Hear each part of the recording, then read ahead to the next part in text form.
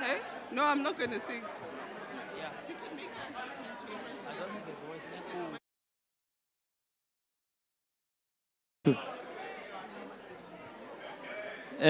Ladies and gentlemen, may I have your attention, please? We just want to sort out some few protocol arrangements. We would like to request that we reduce the noise a little bit as we hand over to the Deputy Minister to lead us on the program, and that the members of the media, please settle well so that we can start. Over to you, DM. Thank you. Thank you very much. Good afternoon. Let me convey our collective greetings and appreciations to members of the Fourth Estate. On the occasion of this, the media briefing convened under the auspices of Infrastructure South Africa. Earlier this morning, we had a forum of leaders, which was attended by national, regional, and continental leaders. We wish to take this opportunity to acknowledge them in our presence. Mr. Billy Rangasamy, Minister of Land and Housing,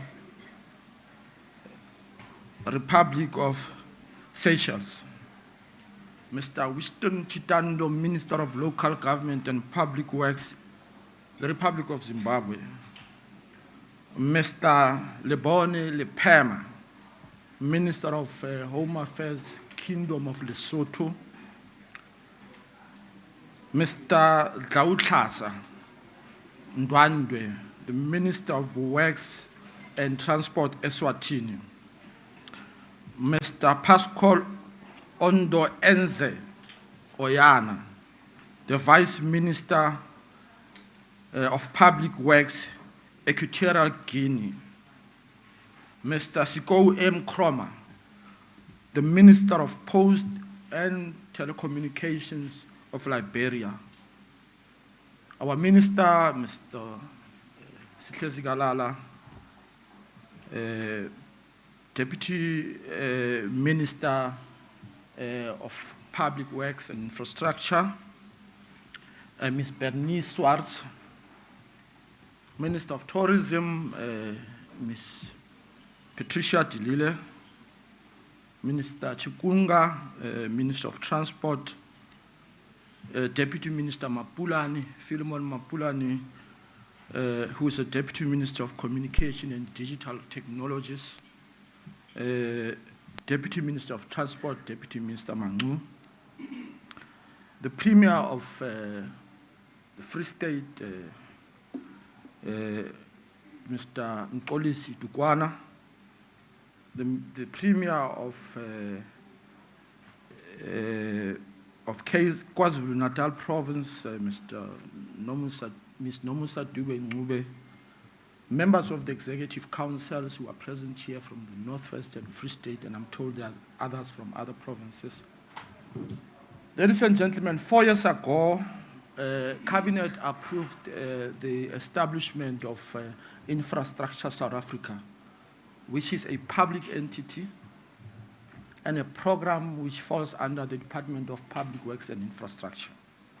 Much has been achieved since the establishment of Infrastructure and Investment Office in the Office of the President, which was given a mandate to put together a credible infrastructure pipeline and draw public and private sector investment.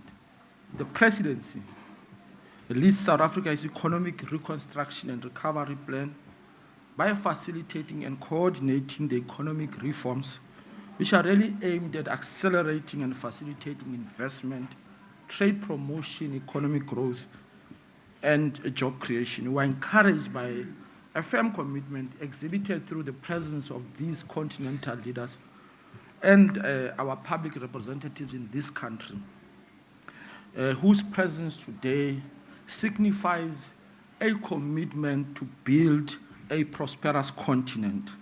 The African Continental Trade-Free Agreement enjoins countries to collaborate and work together to build Africa that is economically viable with infrastructure as a flywheel to build our continental economies. We recommit ourselves as Presidency to work with Infrastructure South Africa to surmount regulatory and other bottlenecks which are prohibitive to investment. We will also continue to work closely with Infrastructure South Africa to leverage public and private sector funding to marshal investment to bridge the infrastructure divide. The launch of the 2024-2025 construction book by the President signifies an important milestone and development and will serve as a requisite radar to implement future infrastructure projects. The Presidency will support partnerships through stakeholder engagement in the African continent and across the globe to promote the country's social transformative agenda, facilitating economic growth through infrastructure, and support all efforts aimed at job creation. The order of proceedings for today is as follows.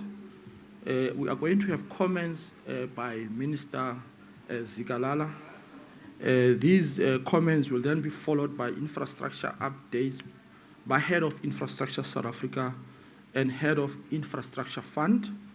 We will then proceed to signing between Infrastructure South Africa and various stakeholders, which will be facilitated by Ms. Nombulelo Nyatela.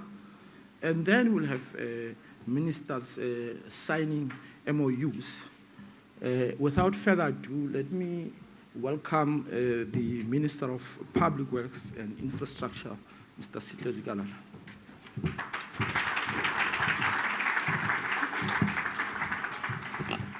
Program Director,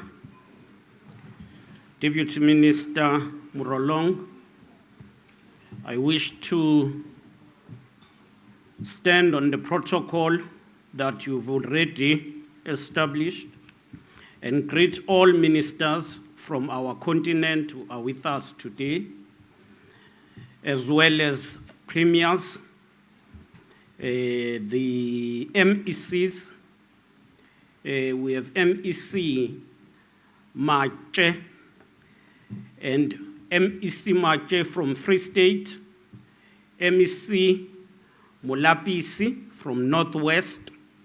We have MEC Kompane from Eastern Cape. We wish to extend our greetings to all distinguished guests who are here today. We also have the senior management of the Department of Public Works and Infrastructure, led by DG Mr. Mtagane. We wish to welcome all of you to this media briefing, which is part of the opening session of the 2024 edition of the Sustainable Infrastructure Development Symposium, South Africa. Allow me to once again express our appreciation for your attendance and participation in this symposium hosted at this most excellent facility in the beautiful city of Cape Town. Since yesterday, delegates at various platforms started addressing the challenging issues and bottlenecks in the rollout of infrastructure programs that seek to stimulate social and economical growth. Infrastructure investment is one of the central pillars and priorities of the 6th administration, and we have been seized with the task of addressing weaknesses in the state capacity to ensure the execution of infrastructure projects. Investment in large-scale infrastructure development, such as energy, rail and road upgrade, as well as water management, is government's contribution to job creation and economic growth.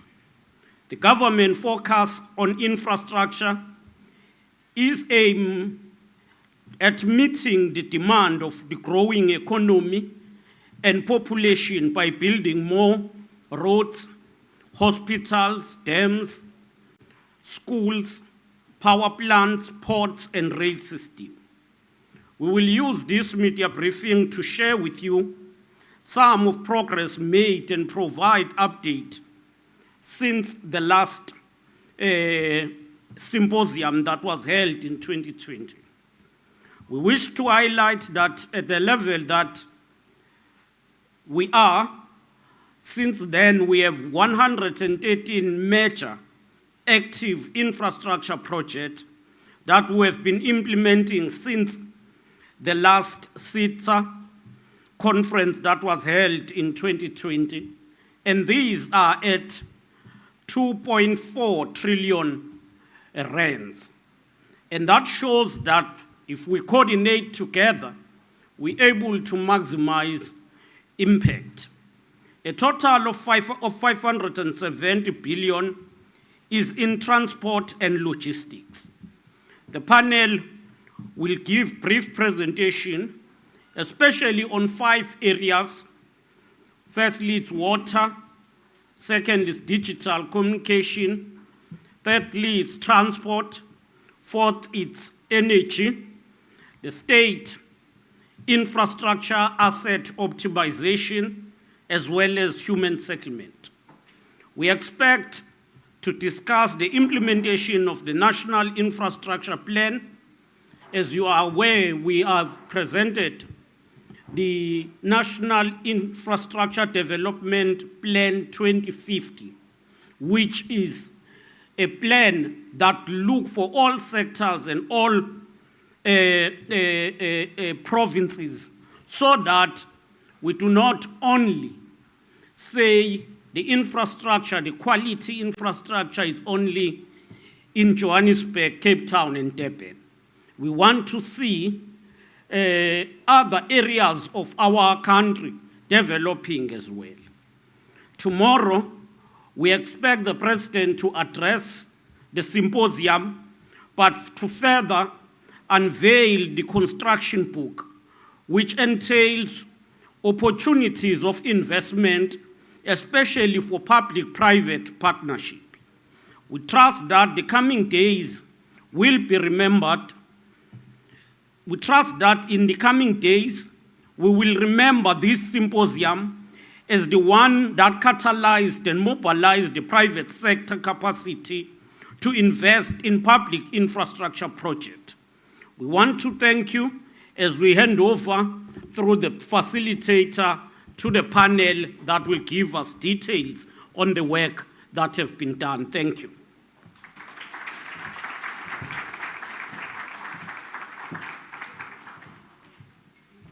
Thank you very much, Minister. I'm told I have not introduced myself. My name is Kenny Morolong. I'm the Deputy Minister in the Presidency. Let me call on the following officials. Ms. Masemola, Head of Infrastructure South Africa, who will then be followed by Mr. Mohale Rakhate, and then Mr. Caesar Sibande. Ms. Masemola.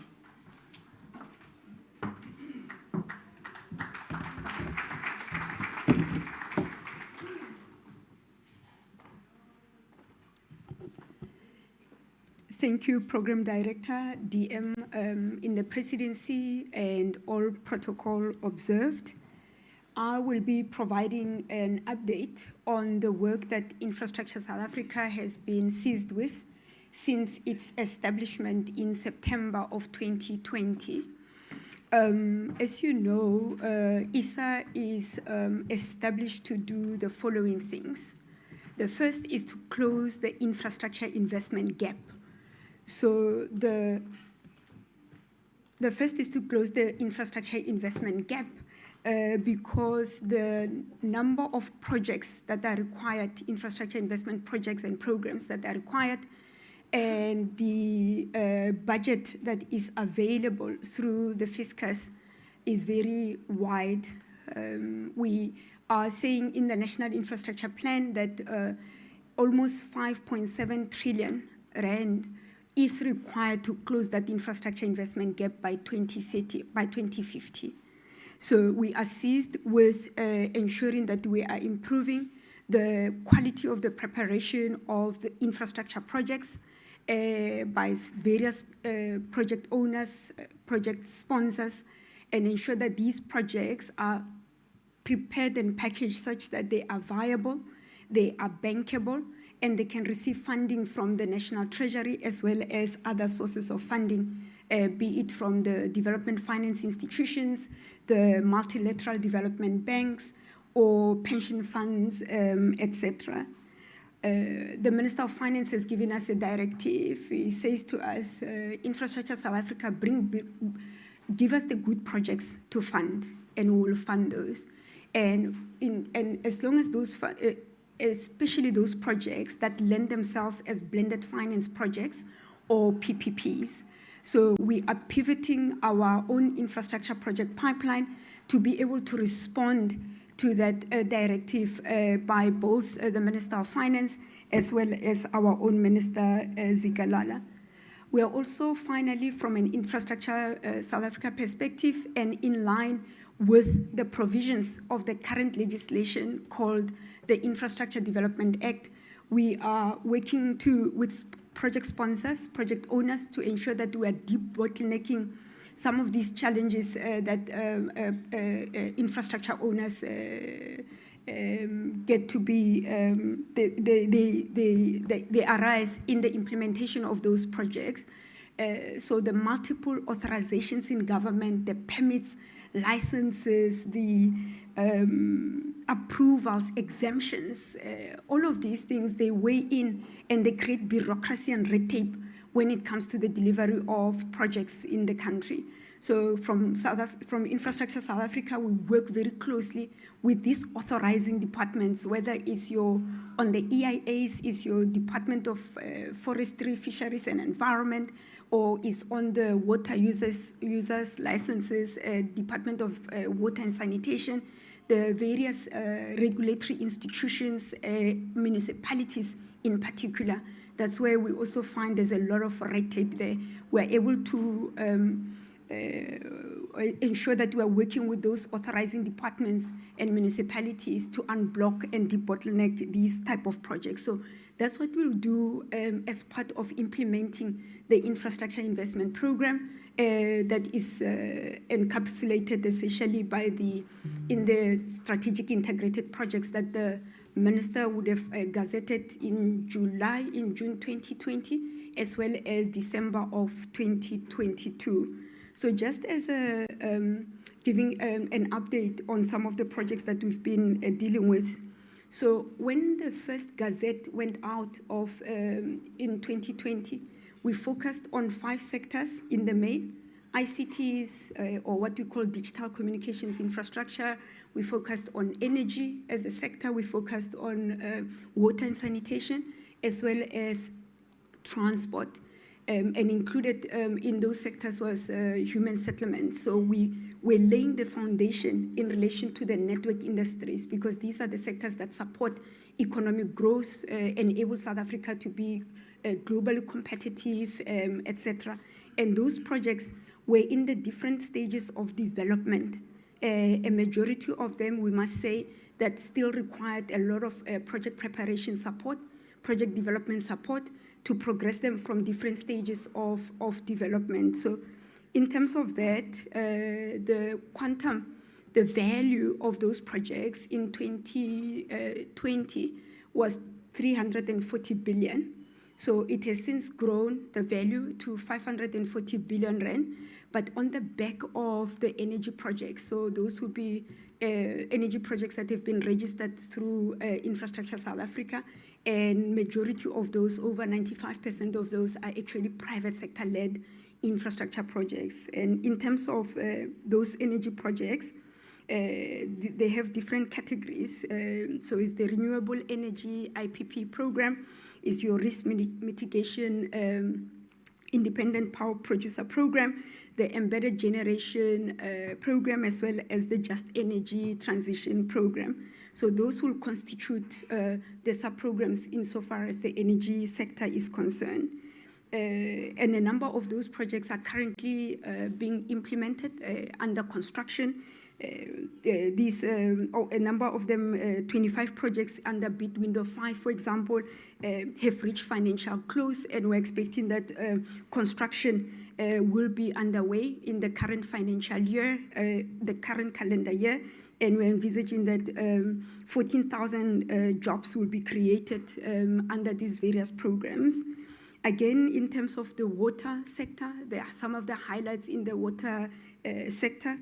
As you know, water is now a topic of great interest to South Africans, whether it's the provision of bulk water or is reticulated water, etc., is a subject of great interest to South Africans.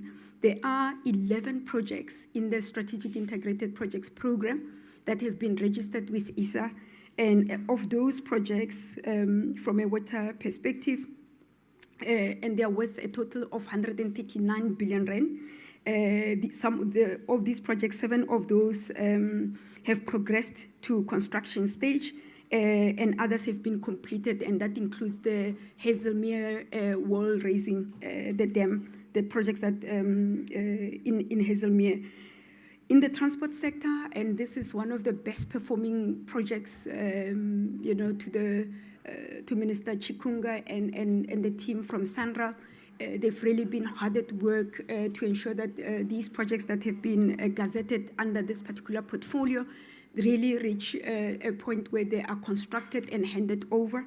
And in terms of that, from a transport perspective, there were 15 projects that were gazetted, and of that, 6 of these projects worth 25 billion rand have been completed to date.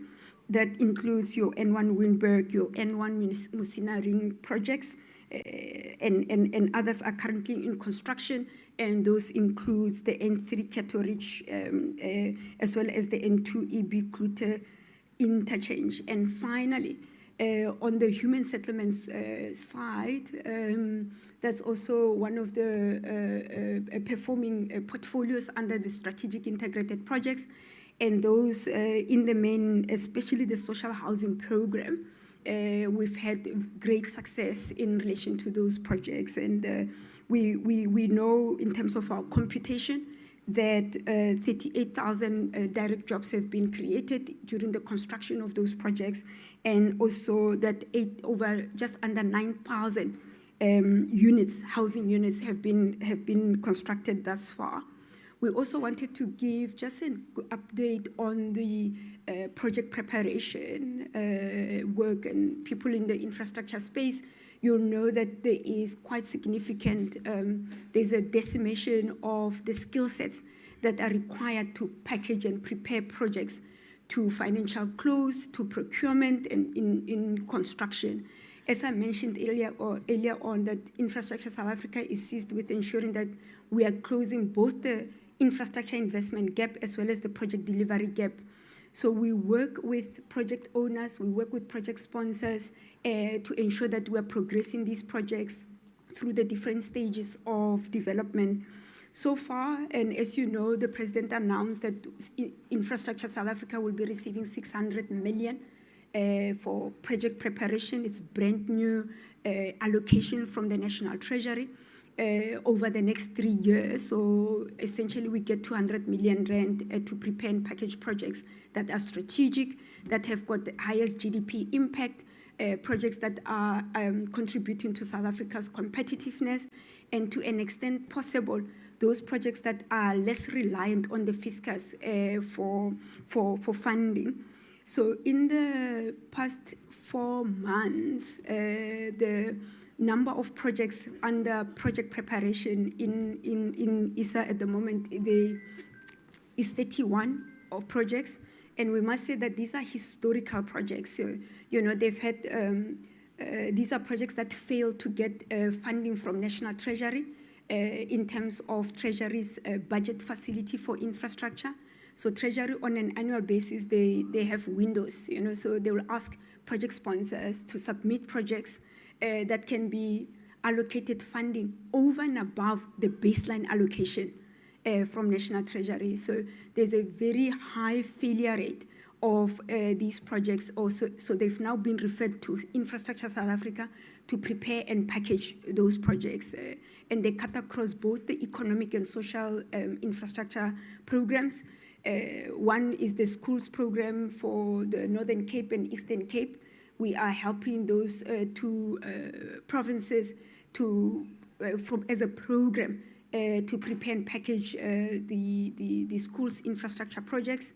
We have also 4 projects in the hospital space, and these are tertiary hospitals, 2 in the Free State, 2 in Mpumalanga, including the Lina Malaji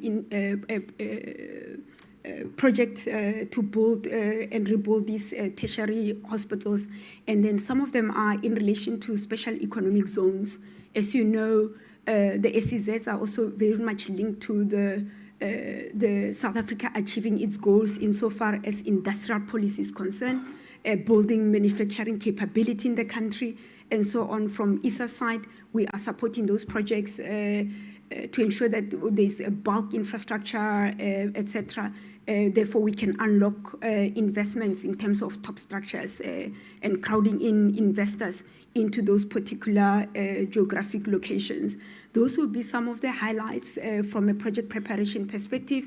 And this, of course, will be the project pipeline of the future. That's where I'll leave it at for this afternoon. Thank you very much, Program Director.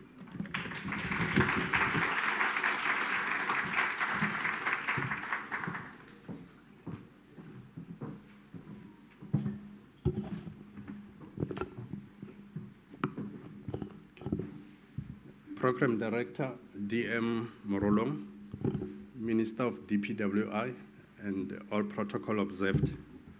My name is Mohale Rakhate, the head of the Infrastructure Fund, which is a platform created by the department through SIDSSA, National Treasury, as well as the Development Bank of Southern Africa, with a view to developing, structuring, and facilitating financing for blended finance into infrastructure projects. We are just over 3 years old, and in that 3 years, together with our partners, we have been able to work with project owners. We don't own the projects as the infrastructure fund. We partner with project owners from various sectors of the economy, be it government departments, state-owned companies, to identify those projects that are lending themselves to blended finance.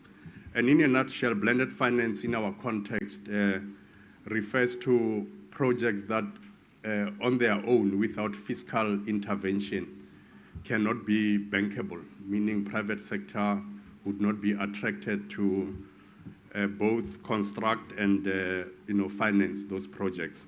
So where we come in as the infrastructure fund is to structure this project such that we mobilize funding from National Treasury, and on the back of that funding, we are then able to invite private sector to participate. To date, we have managed to mobilize 25 billion from the fiscus through National Treasury. And with that, we are now able to go out to market and mobilize around 70 billion of investments in order to fully fund these projects so that they can be implemented. Essentially, we work very closely with SIDSSA on the pipeline identification, which is their role as a partner to the Memorandum of Agreement. They prioritize the sectors that we need to focus on. We mobilize the projects with their support and present those to SIDSSA for approval. We work with National Treasury, as I explained, in the sense that once we have structured these projects, we approach National Treasury to make fiscal funding available so that now we can interact with the private sector. And the Development Bank of Southern Africa provides the operational backbone. The IF team, together with all other operational requirements, are provided for by the Development Bank of Southern Africa. So in terms of where we are today, we will focus today on projects that are at an advanced level of implementation. As my colleague from SIDSSA mentioned, the whole universe of projects runs into trillions. Our job is to eat the elephant by pieces, so that we make a difference.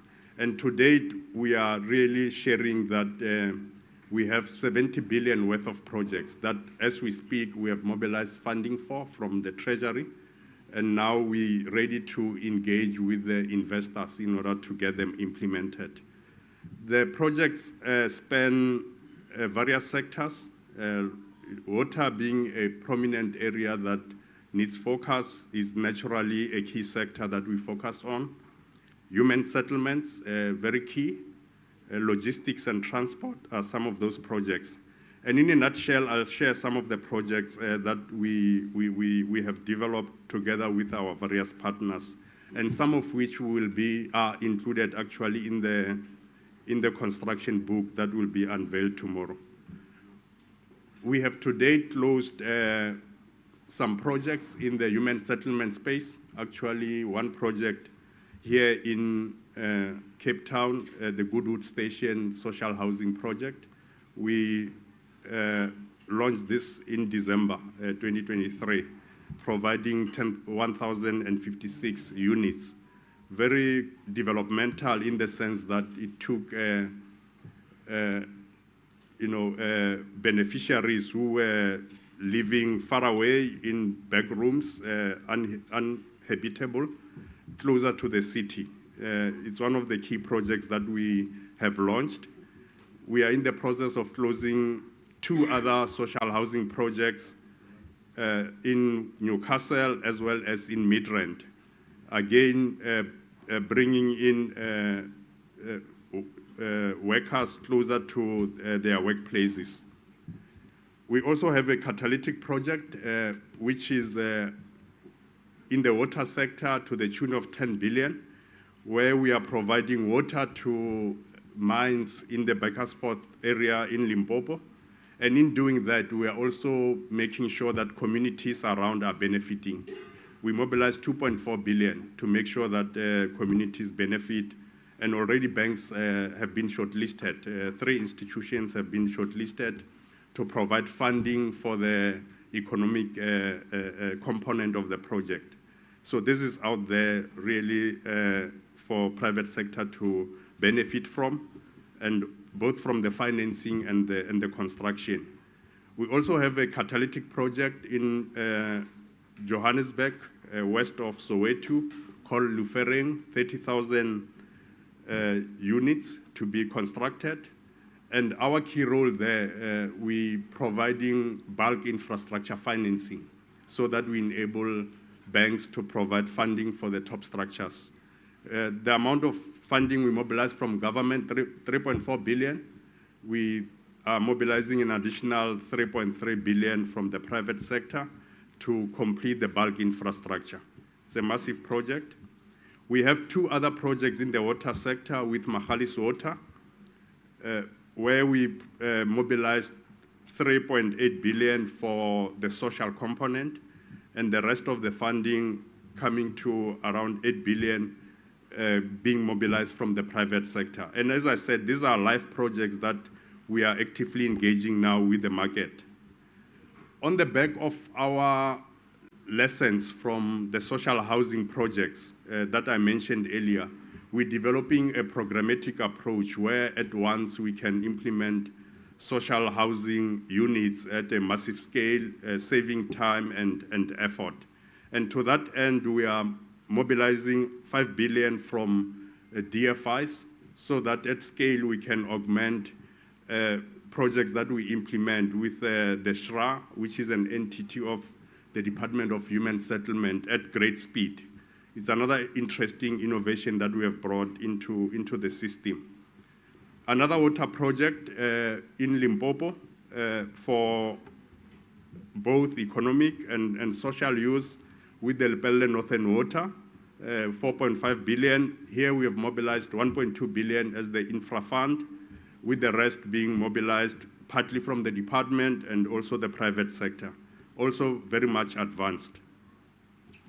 On the logistics side, we have a project that we are partnering with the Department of Home Affairs in developing the ports of entry. This RFP went out last year, September. So again, the market would be aware of this project, where the 6 ports of entries with our neighbors in the SADC region are being developed in order to ensure efficiencies of movement for both people and goods and services. Really a catalytic project.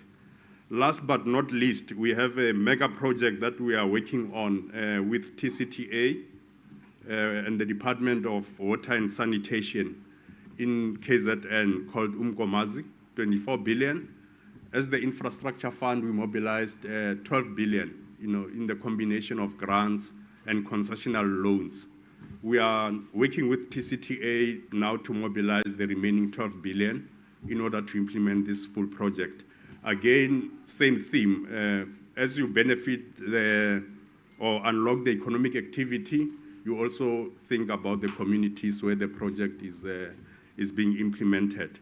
So in a nutshell, these are the projects that we are presenting, not as a wish list, but as projects that tangibly are going into implementation. The investors here would have already, come across some of them. Others are coming, into the market in the next 12 months. We're not talking 24 months or so. In this current calendar year, there will be lots of projects coming through. On that note, Program Director, I appreciate the opportunity, and we look forward to engaging over the next day or so. Thank you.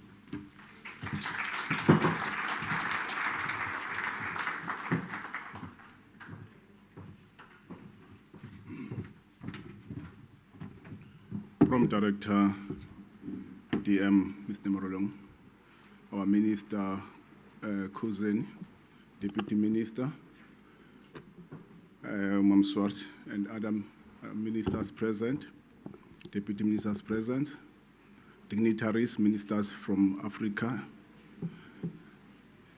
DG, colleagues from various departments. My name is SIDSSA Sibande. I'm representing the Department of Public Works under the entity called Property Management and Trading Entity.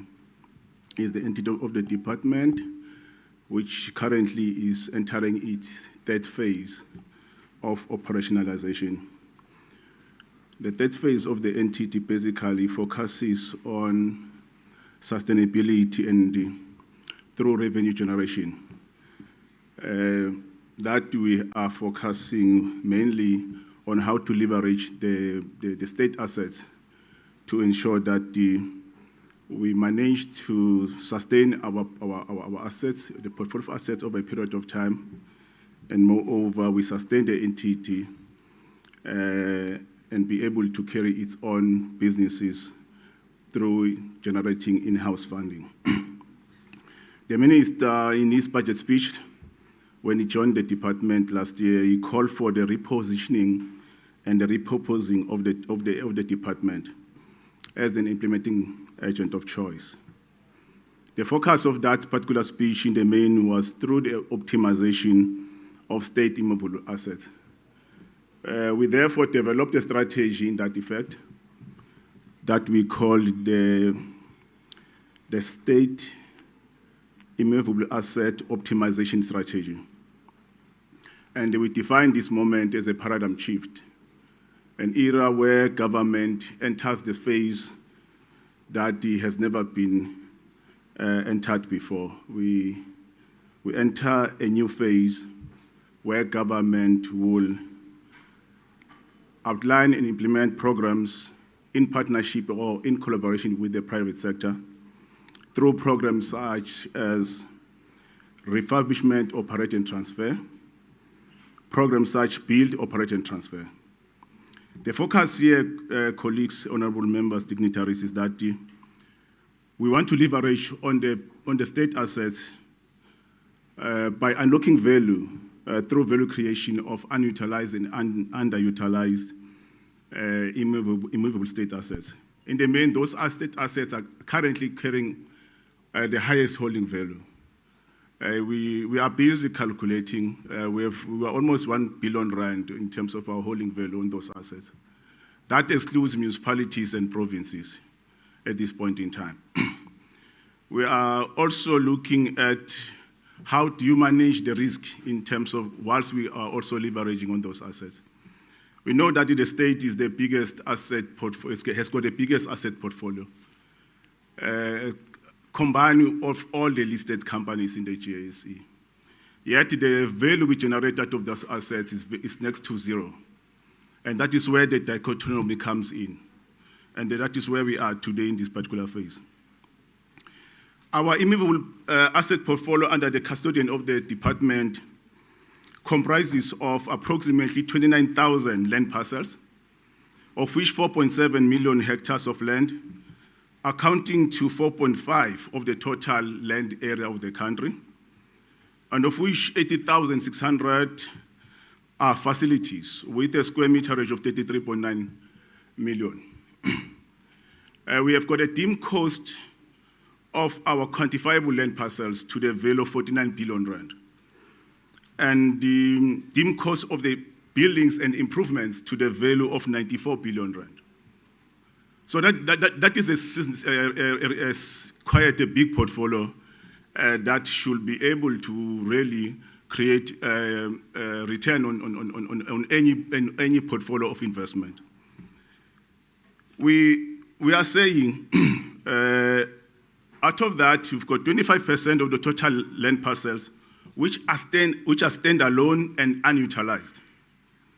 That speaks around 7,000 pieces of pockets of land that are standing alone. What is the risk there? We've seen in the previous year, illegal occupation of those parcels of land.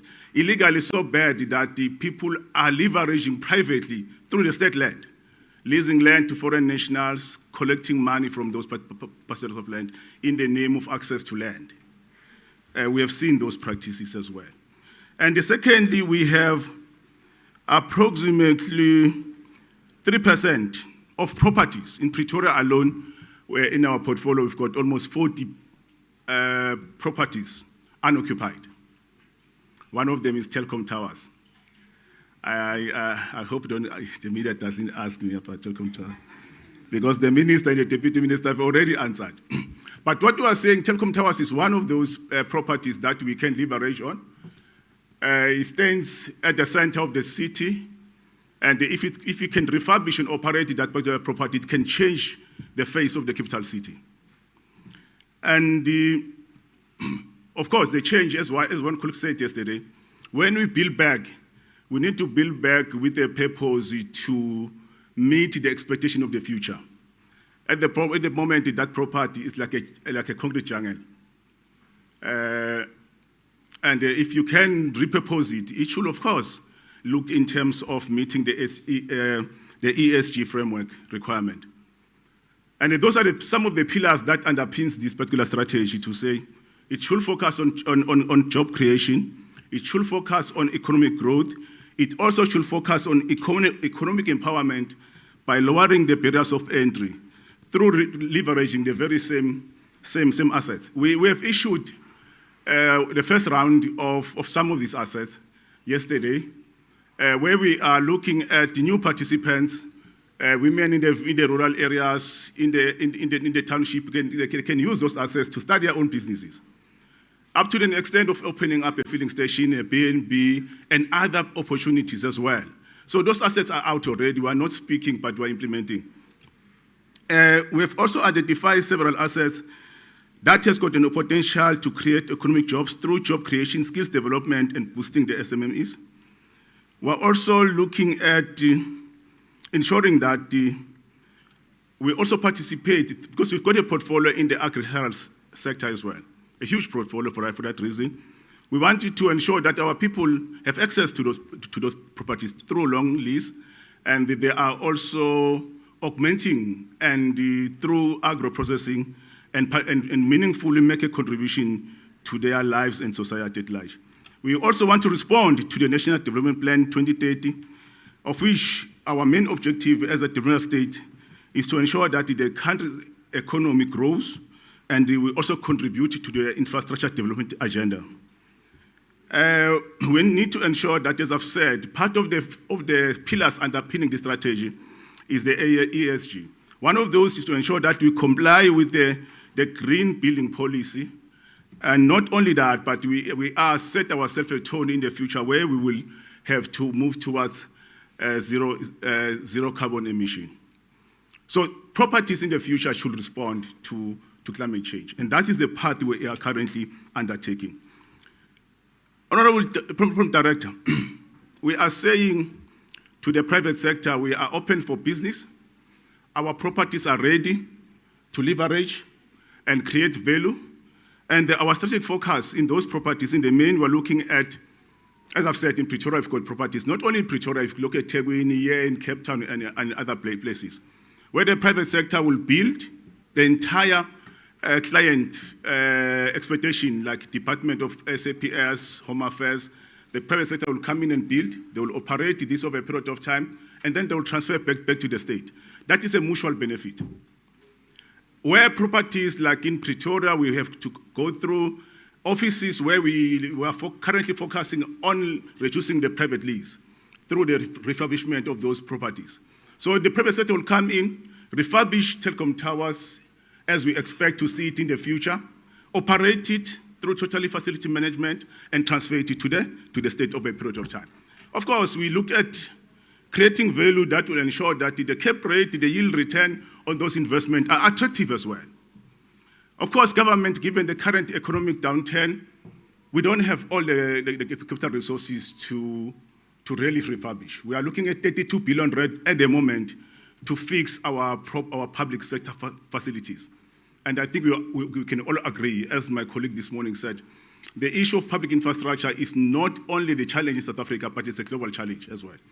Hence, we are saying we want to partner with the private sector to improve our public facilities, so that when you go into any public facilities, the feel and the experience must give you confidence that the service is also going to be an excellent service to our people. From Director, what we are saying is that we have identified focus areas for the private sector to invest using our properties. Through precinct development, we have identified areas in the district, working through the district development model, where we'll have all our services, government services will be found in a precinct. That also you leverage on scale and scope. You create a new footprint for downstream and upstream opportunities, because we are saying to people, this is an area where you can also build a shop, you can also build other businesses. So we're moving towards that particular direction. We're looking at the private sector coming in through mixed-use development.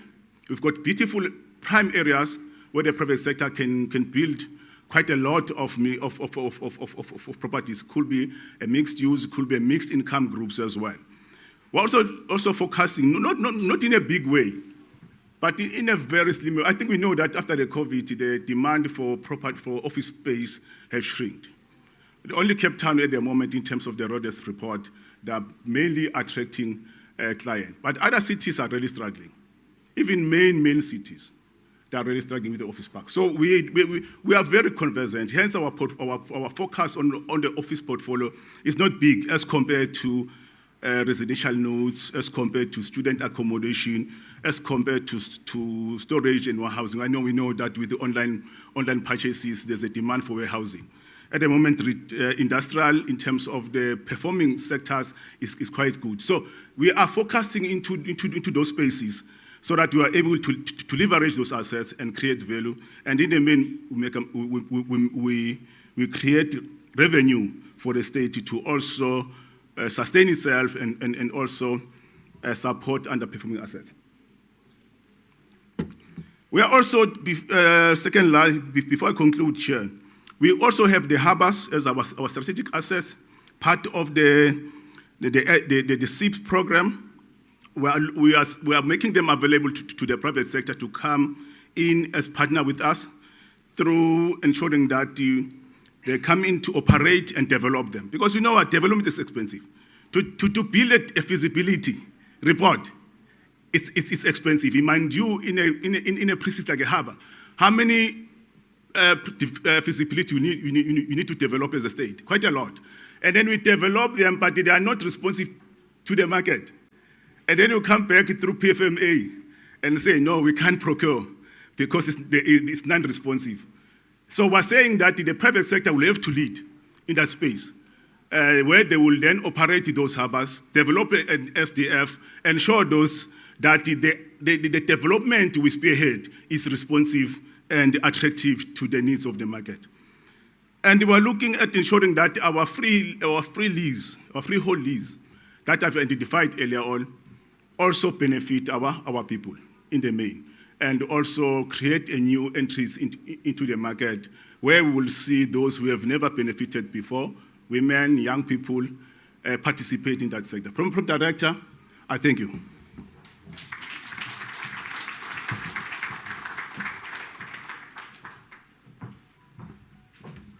Thank you very much, colleagues, for your succinct presentations. We will have an opportunity much later to interact with these presentations. But let me also indicate that these presentations will be uploaded on the website. So do feel free to interact with the contents thereof. Let me at this point invite Ms. Nombulelo Nyatela to facilitate this next item. She has been quite instrumental in building partnerships between SIDSSA and the public and private sector. Ms. Nyatela.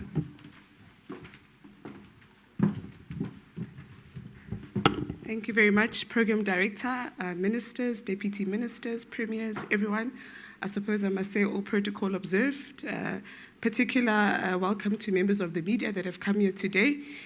We have a range of MOU or MOA signings that we'll be participating in today. I think just to say that over the last 4 years, Infrastructure South Africa has been very keen on building lasting partnerships in order to aid our infrastructure development. We've partnered with the private sector, we've partnered with government, and today we are solidifying some of those partnerships so that we can have long-lasting relationships and we can do more. I'm going to start with the MOA signing between Infrastructure South Africa and SIDSSA. I'll call on Ms. Mameti Masemula and the CEO of SIDSSA, Sakedi, to please come and sit by the table over there. And my helpers are Disetso and Siwa. Just a little brief description. The MOU between Infrastructure South Africa and SIDSSA essentially is to aid collaboration and initiatives in infrastructure planning and development.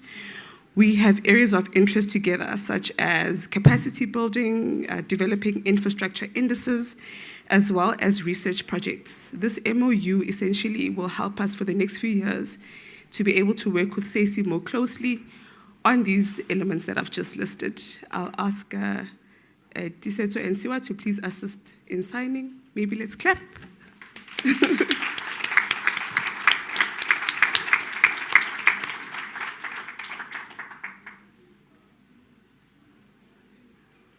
Okay. Thank you. I think we must just make it quick.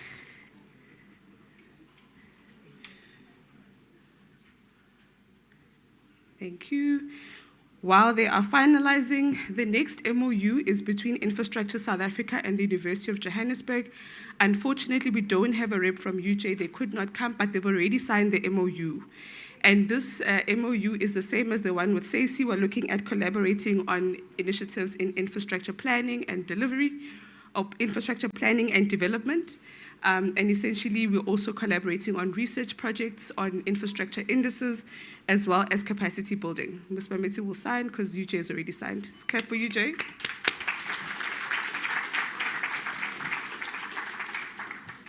Thank you. This next We're done. This next MOU is with the Association of African Exhibitors Organization, which has been our main implementing partner for the Sustainable Infrastructure Development Symposium. And where we want to go, as you can see here with the presence of our regional counterparts, we want to take the infrastructure investment drive international. And so we will be partnering with EXO on this. And to side is Ms. Davy Paulson, who is the chair of the board. Yes, and we'll be signing the MOU with Ms. Mameti Masemula. Thank you, EXO.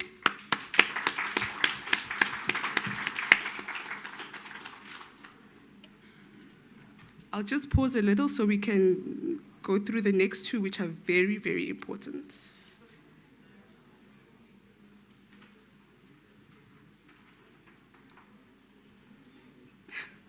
Thank you, Devi and Mameti. The next two agreements are with two of our state-owned entities that we've worked with very closely in putting together the construction book, in drawing from their pipeline of projects to beef up our infrastructure pipeline. And we'll call on TNPA first, Transnet, which is represented by the Chief Investment Officer, Dr. Andrew Shaw. Is here? Please come to the front. Thank you. We have a few common areas of interest. One is the construction book. Two is cooperation in identifying high economic impact strategic integrated projects, as well as project development and preparation. We'll be working very closely with Transnet going forward, and you'll see them feature very keenly when we announce the construction book and the pipeline tomorrow. Thank you, Transnet.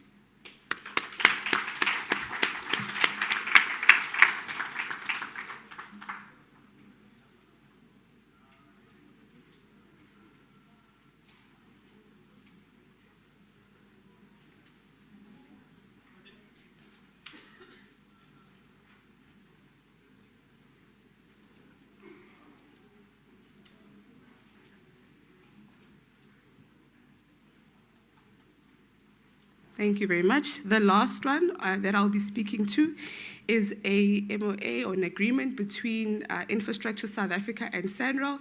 As you already know, SANRAL has one of the best pipeline of projects. And again, this MOU essentially is looking at closing that infrastructure investment gap. We will be collaborating on developing the construction book, on identifying high economic impact projects, as well as project development and preparation. Signing with the head of SIDSSA will be the CEO himself, Mr. Reginald Demana. Thank you very much for coming today.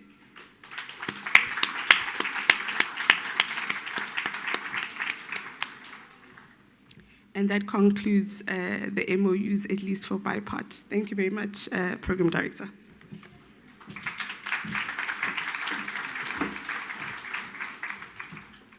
Thank you very much. I don't play with power. So there are certain powers that are vested in me. So I'm going to call you again. At this time to introduce the MOU between the UK government and our Minister of Public Works and Infrastructure.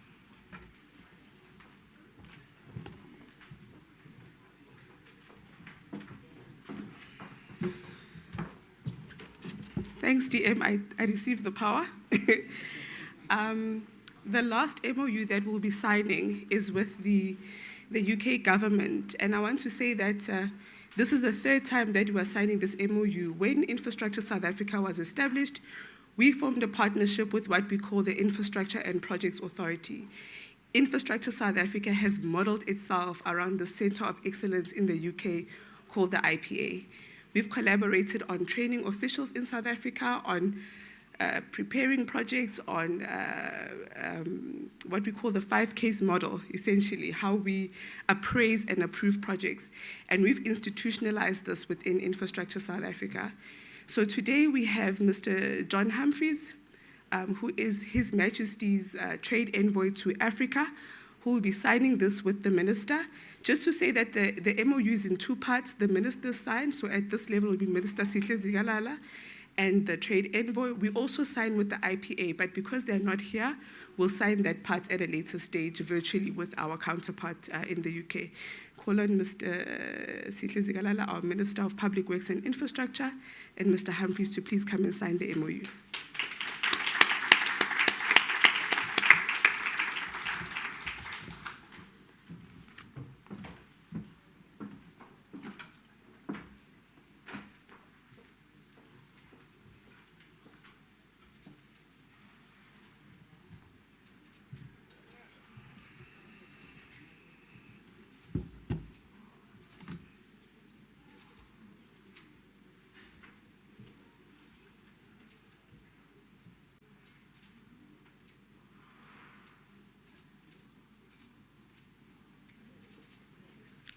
Can we give them another round of applause?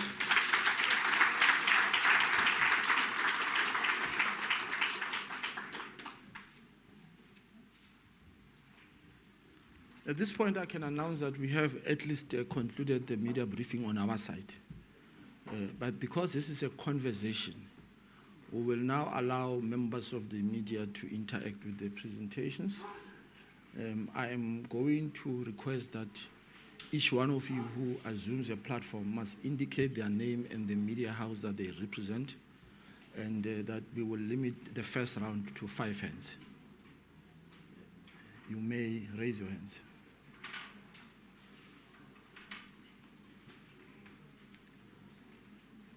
You may raise your hands, members of the media. 1, 2. Can we note 5 hands? 1, 2. I have 2 hands here. Do we have additional hands? In the absence of none, can we take yourself, sir, followed by yourself, madam? Can we take the 2 hands? You may start. You may start. And if you want to direct your question to any specific individual panelist who has been here, you may do so. You may start. Andrew Maddox from African Mining Watch. I'll let you decide who the best recipient is. I've got an interest in funding sources for the rollout of these infrastructure investment projects.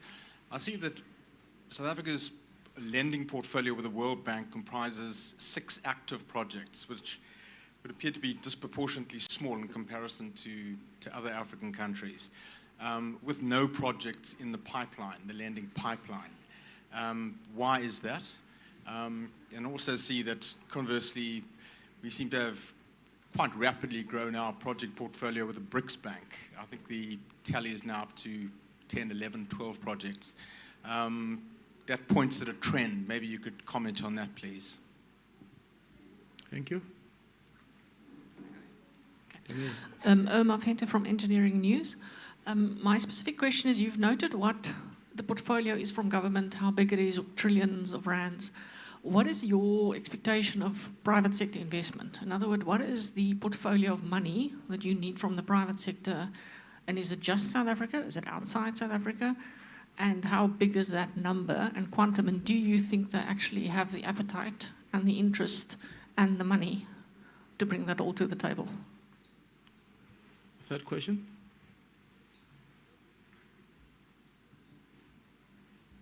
Many thanks. This is Kulegan Mokubane from Business Times. Question for the Minister, if you could respond to it.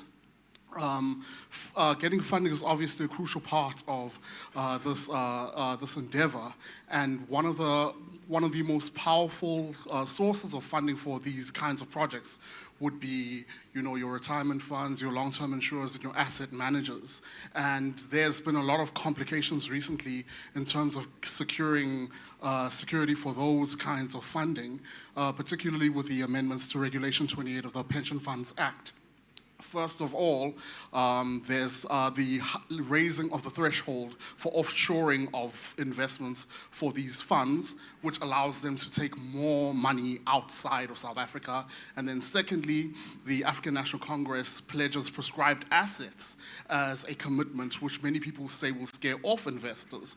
I wanted to find out to what extent you're able to continue keeping the investment security and the investment appetite for these projects in the long term, with these legislative uncertainties, as some would argue them being? And secondly, are we finding that with the just energy transition gathering pace and us needing to make reforms domestically in our energy sector, that the renewable projects are finding a stronger appetite than before and a stronger appetite than the rest of the projects? Thank you. Thank you very much. Are we done? I'm going to request Head of Infrastructure South Africa, Ms. Masemola, to lead the response. You are at liberty to sub-delegate this responsibility to any of the officials, and then the minister will come through. Thank you.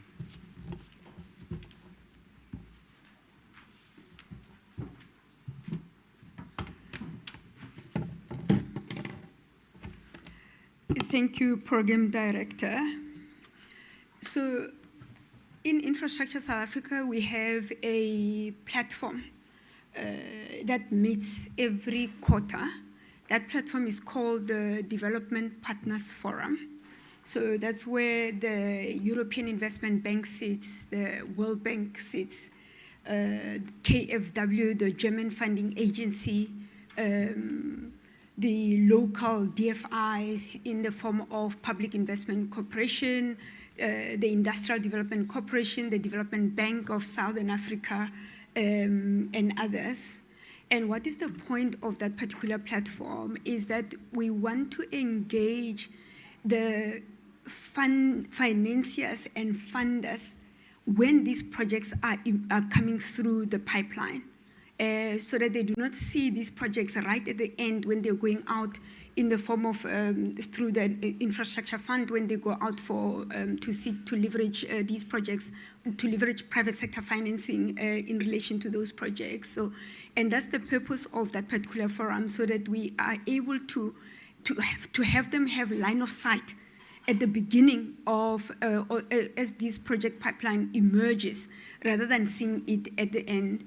We will not be able to quantify how much money they want to be able to set aside in order to respond to the opportunities that comes through the project pipeline. But we know for certain that as long as these projects are bankable, that there is willingness and there is commitment for multilateral development banks, for financiers, for pension funds, for DFIs to invest in these projects. So part of the work that Infrastructure South Africa will then do is to ensure that the different, what we call the different cases in a business case are solid. The commercial case is in place, the financial modeling is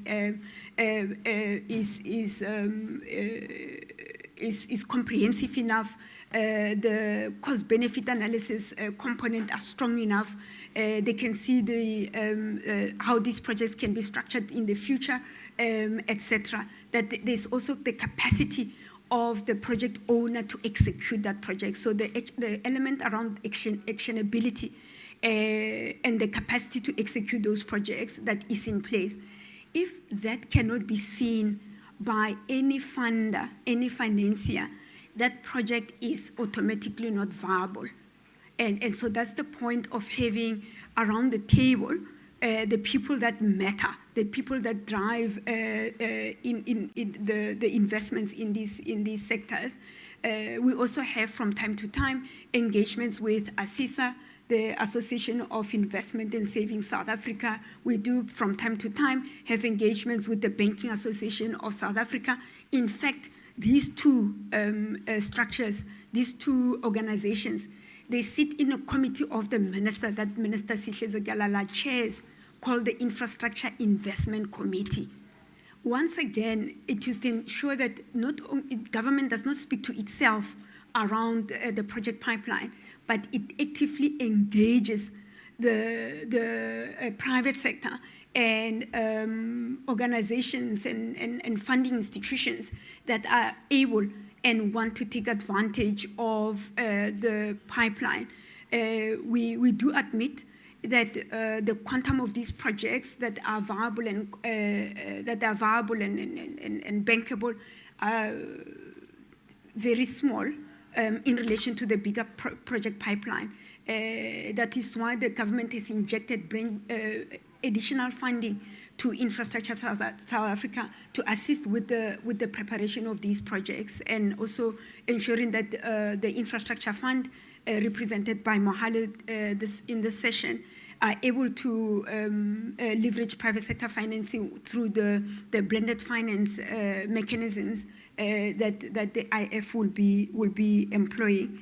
I think that I will leave it here for now and hand over to the Minister to deal with the rest. Thank you.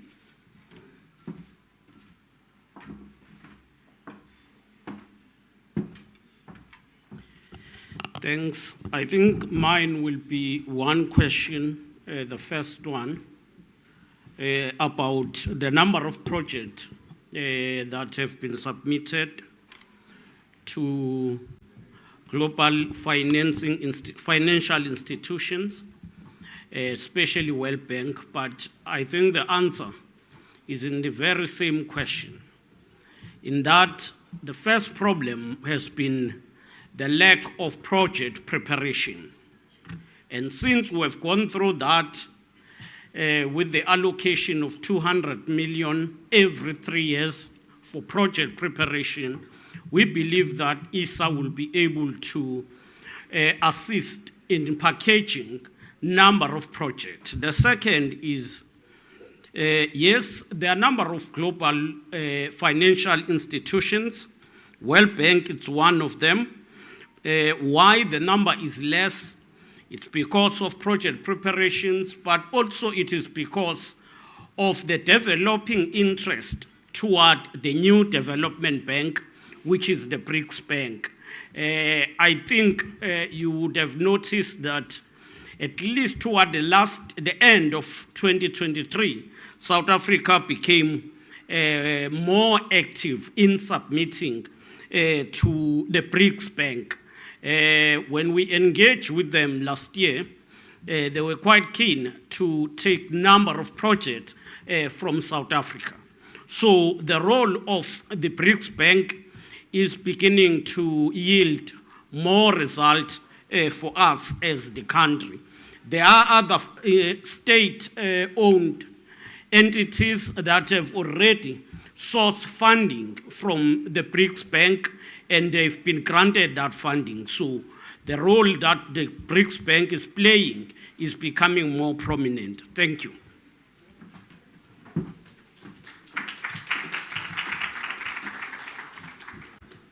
Thank you very much. I see there's a hand here. Do we have another hand? I take it that this is the final hand. Yes, madam. Thanks. This is Lamise Umarji from News 24. Just questions of clarity. The details of the projects, will that be shown in the book that's going to be launched tomorrow? And then I just want to understand, we require 70 billion and we've already got 25 billion from government. Is that through the DBSA or directly from the fiscus?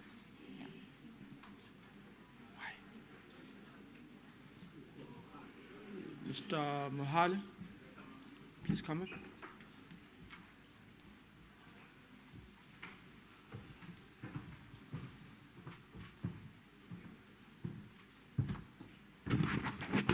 Thanks, Program Director.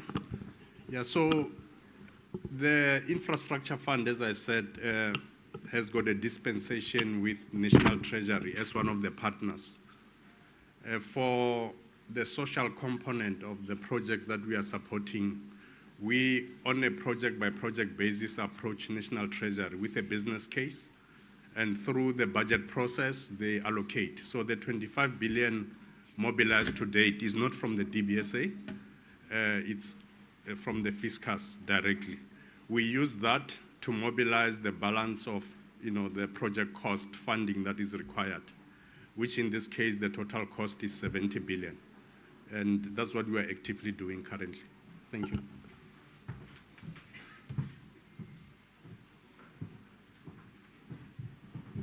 Thank you very much, Mr. Mohale. I think we have now concluded this media briefing officially. Let me take this opportunity to convey our appreciations to members of the media who have graced us with their presence.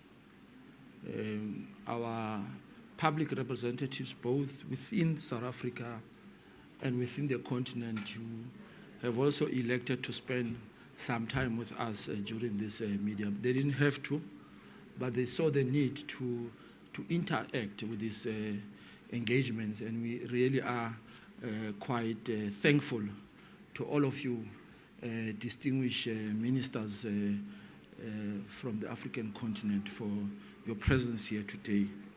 Just a few announcements. The minister will, from here, officially open the exhibition. The Deputy President of the Republic of South Africa, Mr. Paul Mashatile, will today deliver a keynote address on the occasion of our gala dinner. And this is by invitation. I don't want to be accused of having convened a mass rally for the gala dinner. And finally, the President of the Republic of South Africa will tomorrow deliver a keynote address. He will do so shortly after 9 a.m. Those who have been accredited will join us tomorrow. We really wish to thank you very much for being here, and thank you so much. Goodbye.